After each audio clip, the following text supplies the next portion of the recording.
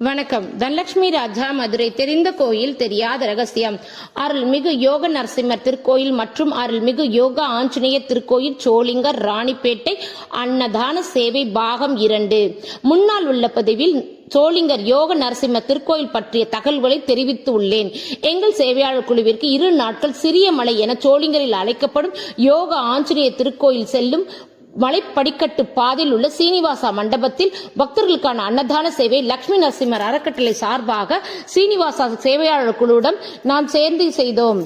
கார்த்திகை மாதம் மட்டும் கண் திறந்து பார்க்கும் யோக நிலையில் யோகா நரசிம்மரை தாயார் அமிர்தவல்லியும் தரிசனம் செய்து ஆஞ்சநேயரை தரிசனம் செய்வதனால் எதிரி பயம், வழக்கு பிரச்சனை, ஏவல், சூழ்ச்சி என எதிரியின் பயம் நீக்க வல்ல சக்தியுடன் இங்கு யோக ஆஞ்சநேயர் மலையானது நரசிம்மர் மலையினை வணங்கிய வண்ணம் காட்சியளிப்பது இத்தலச்சிறப்பு. நரசிம்மரை வழிபட்டு அனுமனை வழிபட்டால் தோல்வி பயம் நீங்கி எதிரியை வென்று இழந்ததை மீட்கும் வல்லமையை பக்தர்களுக்கு தந்தருள் வருகிறார்.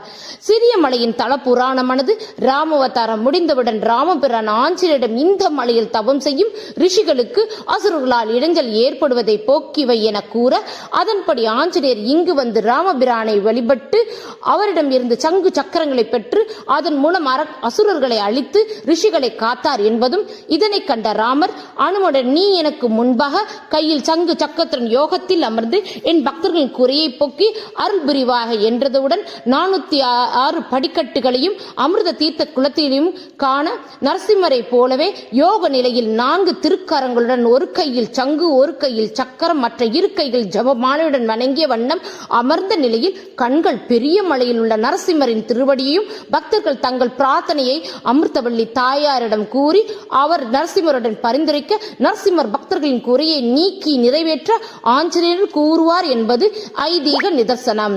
தாயாரை வழிபட்டு பெருமாளை தரிசனம் செய்து ஆஞ்சநேயரை தெரிவிக்க வேண்டும். இங்குள்ள சோளிங்கரில் மலையேறி தரிசனம் செய்து மறுகணமே துஷ்ட குரோத கர்ம பிணிகளை நீங்கி எதிரி பயம், மரண பயம் நீக்க வல்ல பேராற்றலை வழங்குவதுடன் யோக ஆஞ்சநேயர் ராவண சம்ஹாரத்தினை முடித்துவிட்டு சிரஞ்சீவியாக சகல வல்லமிடன் யோக நிலையில் சங்கு சக்கரத்தின் வாழ்வில் எதிர்காலம் நிகழ்காலம் நிர்ணயிக்க வல்லமை பெற்றவராக சரணாகதி என்ற தத்துவத்தில் சரணடைந்து விட்டேன் இறைவா என என் கடன் உன் பணி செய்து கிடைப்பதே என சோளிங்கரில் அன்னதான சேவையில் சிறிய மலை ஆஞ்சநேயர் மலையில் தங்கி பெரிய மலை கோயிலை பார்த்த வண்ணம் இரவு முழுவதும் உடம்பு குளிர காதுகள் ராமா ராமா என்ற பஜனை ஒலித்துக் கொண்டே இருக்க உடம்பு முழுவதும் எலக்ட்ரிக் ஷாக்கை போல் உள்ள உணர்வானது பக்தி பரவசத்தை மெய் சிலிர்த்த அன்னதான சேவையின் மூலமாக வாழ்நாளில் தவமிருந்து கிடைத்த வாய்ப்பு சோளிங்கரின் அன்னதான சேவை என்பதும், இந்த சேவையானது எங்கள் வாழ்வில்